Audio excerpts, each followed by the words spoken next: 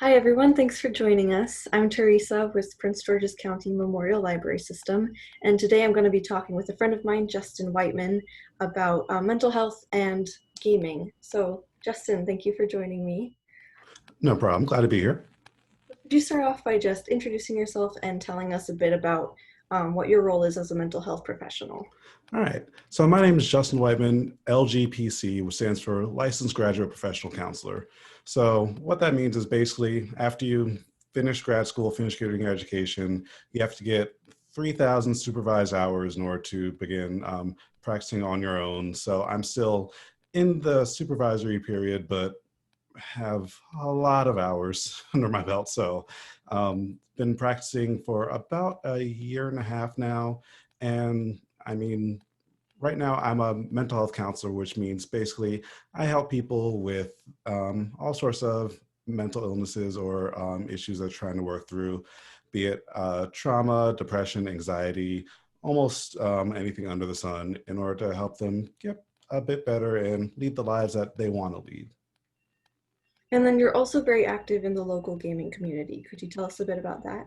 Yes. So I've been involved with a lot of mostly fighting games, sometimes mostly Super Smash Brothers, sometimes Street Fighter and Skullgirls, and just other really competitive fighting games in the area. And also, I do a lot of work in commentary for Smash Brothers. So basically, for those of you who aren't familiar with many esports scenes, it's like, say, if you have a football, baseball, basketball game, and you hear people talking about the game over the broadcast. That's what I do as kind of a side thing. So kind of get to have my cake and eat it too, professional and personal careers. It's fun stuff.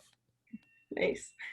So then, how do you see mental health and gaming intersecting for you personally, but then also like on a larger, big picture scale for the whole community? Well, honestly, one of the big things, especially right now, considering that we're recording this in the middle of the coronavirus pandemic, so social distancing is still in full effect. Gaming is probably one of the better ways to keep in touch with a lot of friends and family who also share that same interest.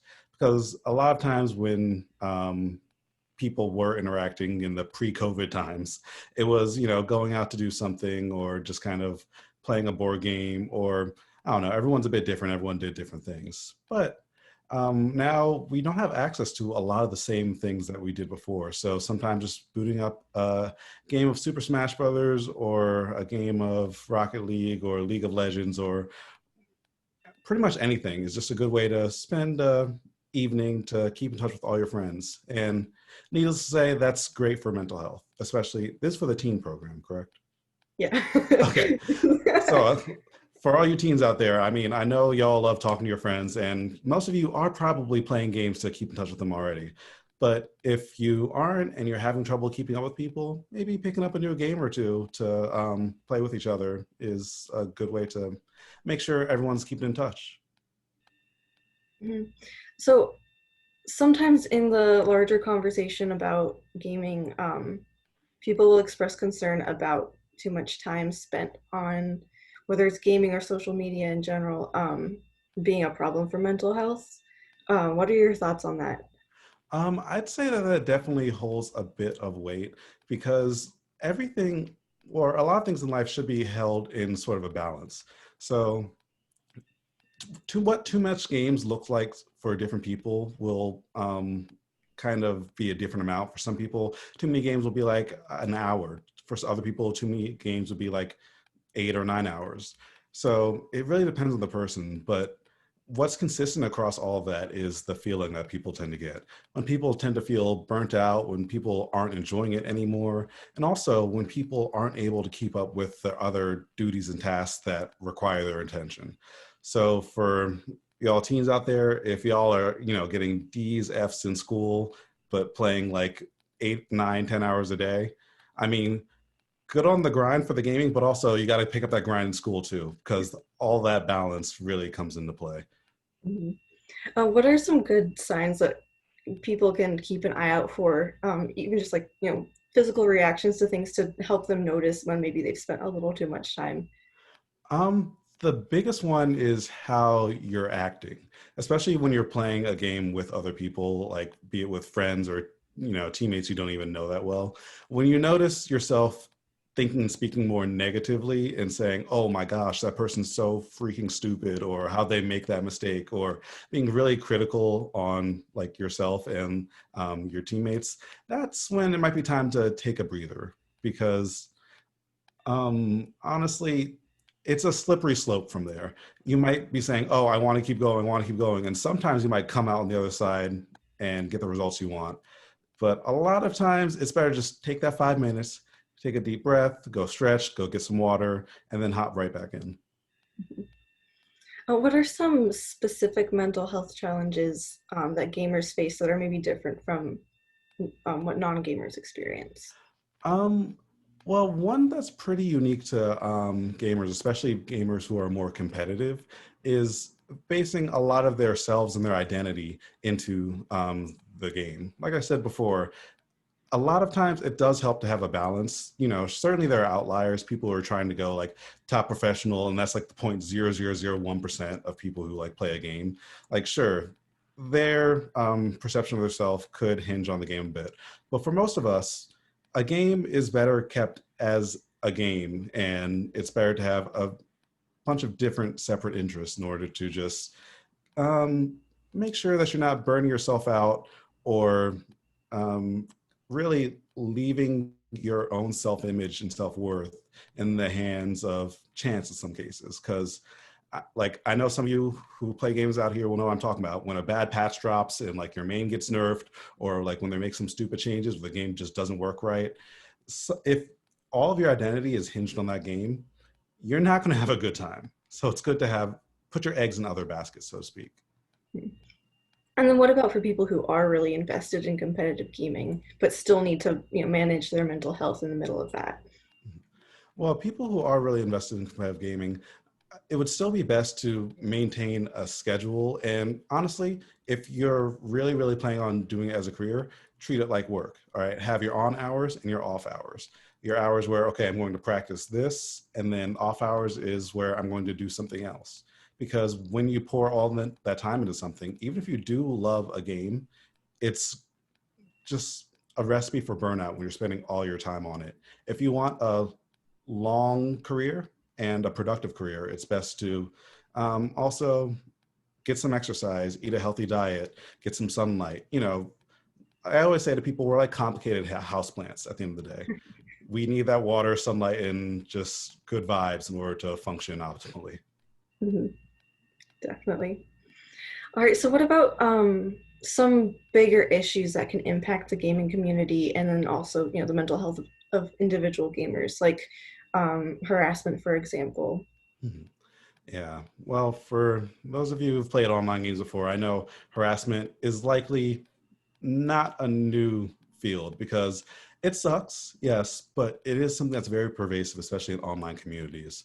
And one of the reasons why that is because when someone is online, you lose that, or you gain a sense of anonymity. Sure, you may know a person's like tag and how they play, but human brains are designed for face-to-face interaction. That's how we've been doing things for the last however long humans have been evolved as humans, right? So we're used to seeing those facial cues, those tones of voice, and just having all of that data there to inform our own reactions. When you're interacting online, you don't have that. So you're prone to filling in those blanks with something that can fit with your own biases. So someone can say something completely, what's a good word for it? Innocuous, something like, hey, can you like pass the ball here? Or hey, can you like make sure this person isn't hitting me when I'm trying to do this? And then if you're holding some sort of grudge or holding some sort of um, animosity towards them, consciously or unconsciously, that's when you'll fill in that gap. It's like, oh my gosh, why is that person telling me this? Oh my gosh, this person's not even good. Why are you even talking to me? I know what I'm doing. And speaking somewhat from personal experience and somewhat from seeing other people do it. So harassment is a big issue because of that. So what people as individuals can do is really watch out for their own emotional state and take a pause before you respond to someone or something. Just that little bit of time can change that reaction to something that's a bit more productive for both you and your team and your friends in the long And then what about for people that are on the receiving end of harassment? run. The receiving end, and I wish there was more that could be done right now. People are still working on changing the culture, but right now, the biggest thing I can say is liberally use that block button and do not feel bad about it. All right. It's there for a reason. And if someone is making you feel bad about how you play or what you're doing, and they aren't listening to any evidence to the contrary, you can block them. All right. Like that's one of the beautiful things about the internet, although it sucks for a lot of other reasons. One of the beautiful things is that if someone is existing in like a game that you don't want to see them or feel their presence, you can just block them. Mhm. Yeah. Yeah. Out of sight, out of mind in some ways. Well, maybe not out of mind. You know, they could still do some harm there, but this is more to minimize the harm that they could potentially do. Mhm. Um, what about, do you have anything to say on harassment that's specifically targeting like certain groups of people who are maybe underrepresented or undervalued in the gaming community? Hmm. Yeah. And unfortunately, like the real world in a lot of different ways, women and children are usually one of the most harassed groups when it comes to gaming circles because, I mean, how do I put it?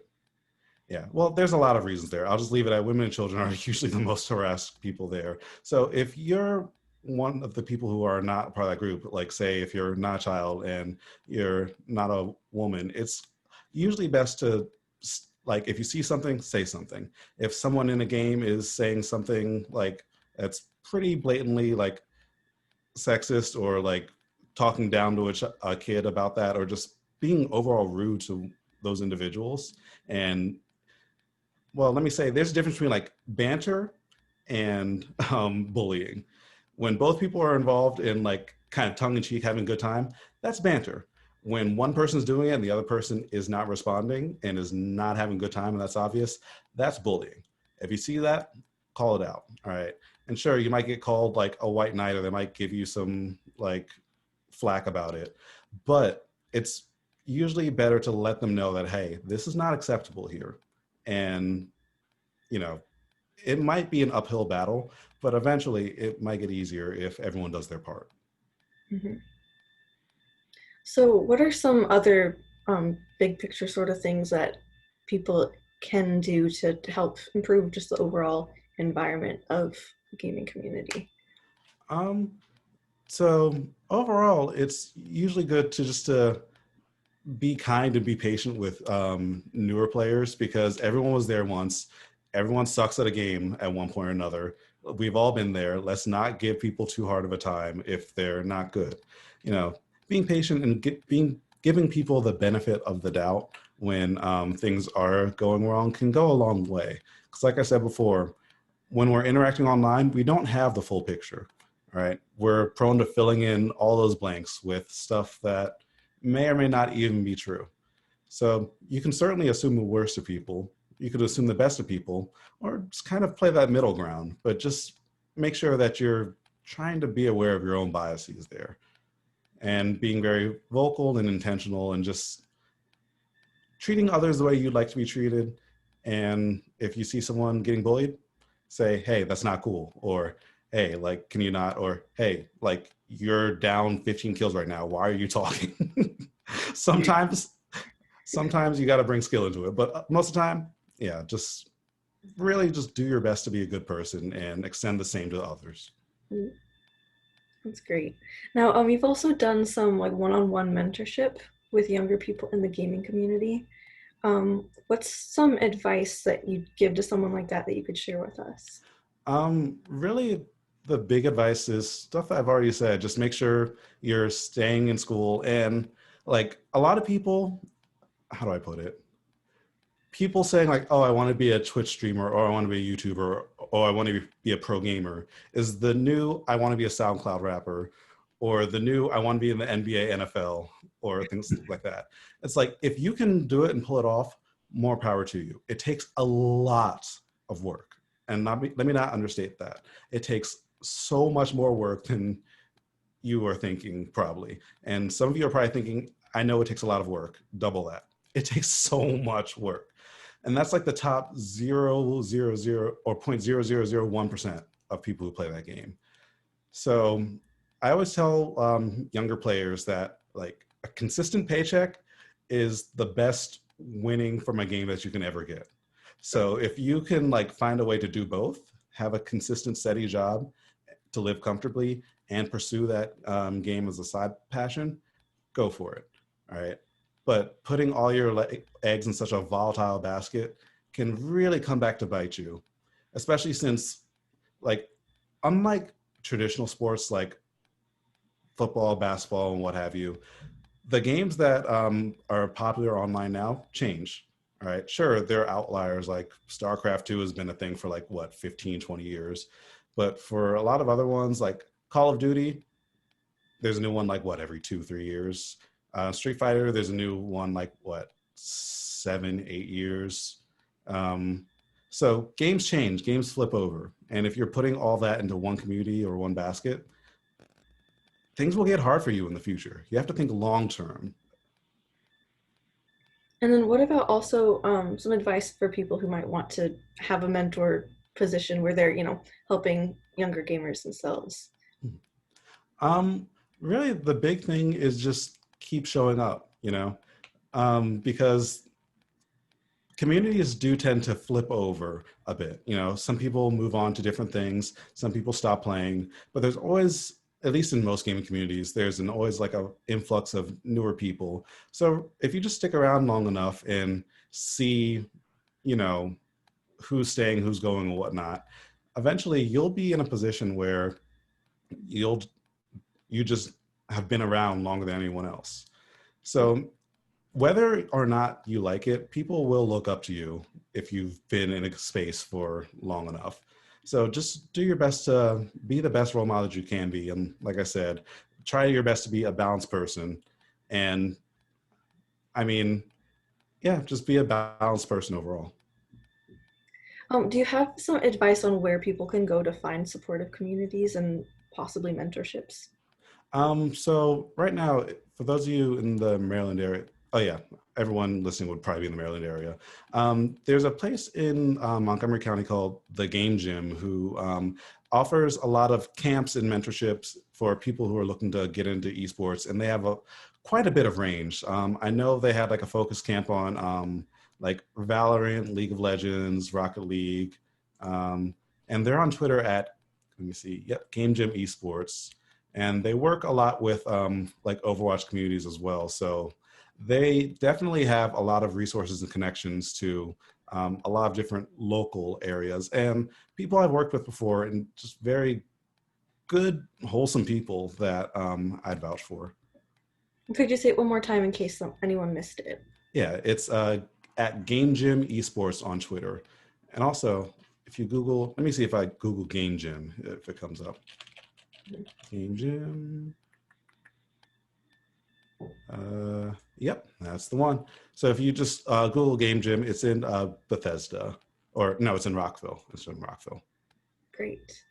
And then what about online communities, like on Discord? Hmm. So that one really depends on the game because a lot of esports communities do have their own focused Discord, especially now because most offline events aren't happening. So overall, let's see, I'm trying to think of a good way to find it. Um, there are a lot of spaces on like the Reddit for that game. Yeah, because pretty much every game has a Reddit and a Discord attached to it. Results may vary on the quality of those communities, so I won't necessarily vouch for any of them, but it's at least a good way to get your foot in the door and see, you know, where those resources are if you're trying to play. And also, if there's no community around you that you can't really jump into, sometimes it might be the best option to start up your own. Introduce the game to your friends, see what they think or feel about it. And if your friends like the game, then y'all just keep playing it together. And then eventually other people might play it with you. And then boom, you have yourselves a little community. Great. Are there some tips for finding for kind of figuring out which Discord servers are maybe going to be healthier environments than others, like things to look out for. Um, well, I'd say the biggest thing to look out for is, in general, how they talk about other people and how they talk about newer players and just the language that they use describing them. Like, like I said before, a big part of it is treat others the way you want to be treated. And if people in that server aren't treating others the way you would like to be treated, or if they aren't treating you the way you would like to be treated, and they don't respect that when you try and say something about it, I mean, you have no big obligation to stay in that server. Sure, you might feel bad about like losing some of the friends you did make, but a lot of times you could, just add them or message them and talk to them one on one or individually. The cool thing about online, like I said before, is that there's no big obligation to stay in a space where you are don't necessarily want to stay. That's great, thanks. We're kind of wrapping things up here. I am curious if you feel like there's any um, untapped potential in the gaming world for using gaming to address mental health in a more targeted way. Absolutely, yes. So, in my opinion, like a lot of kids these days, and those of you who have younger siblings, or those of you who are pretty young, or those of you who have talked to almost any kid under the age of 10 for more than 5 minutes, know that like they're into Roblox, they're into Minecraft, they're into like a lot of building games. Fortnite kind of included in them. But then to a lot of those games where you can build yourself and express that creativity. It's basically like the new age Legos. So, and there are a lot of ways where play therapy techniques are used with things like that to explore themes with kids and to see, what's that going on in the kids' minds. I think those games like Minecraft and Roblox could be used in a similar way. And I think that's way, way further down the line because there still needs to be a lot of research done, but I am seeing like a lot of parallels in between like play therapy and a few more open-ended games. That's really interesting. Um, are there any other parallels that you've noticed in different types of games that are similar or could be used in a similar way to other techniques? Um, those are, or that last one was probably the biggest one that I feel I'm able to comfortably and qualifiedly talk about right now.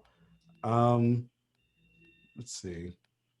Yeah, like I have some other guesses, but they aren't quite proven yet, and I wouldn't go on record saying too much about them yet. But I do feel like that there's a lot of potential in using games not only as a therapeutic tool, but as a teaching tool and just a way to build relationships and build rapport in people who wouldn't ordinarily be involved in treatment or I guess like that teaching process anyway. Mm, that's really neat. Great. Um, One last question before we wrap up. I'm wondering if you have any advice for teens who might be interested in pursuing mental health professions. So the biggest advice that I can give right now, especially as teens, is that how do I put it? You're probably going to be in it for the long haul because a lot of mental health positions do require a master's degree. So you're going to need to stick it out for high school, get decent grades, stick it out through college, majoring in be it like psychology, social work, or a related field, and then stick it out through grad school as well. So there's a lot of work to be done, but we need you all now more than ever. So make sure that how do I put it? Yeah, you're ready to, I guess, be in it for the long haul, I guess. Well, great. Thank you so much. I don't have any other questions lined up, but I really appreciate your time, and I think we have a lot of great advice here to share. So thank you so much for coming on today. No problem. Glad to be here. All right. Thanks, everyone, for joining us. Bye bye.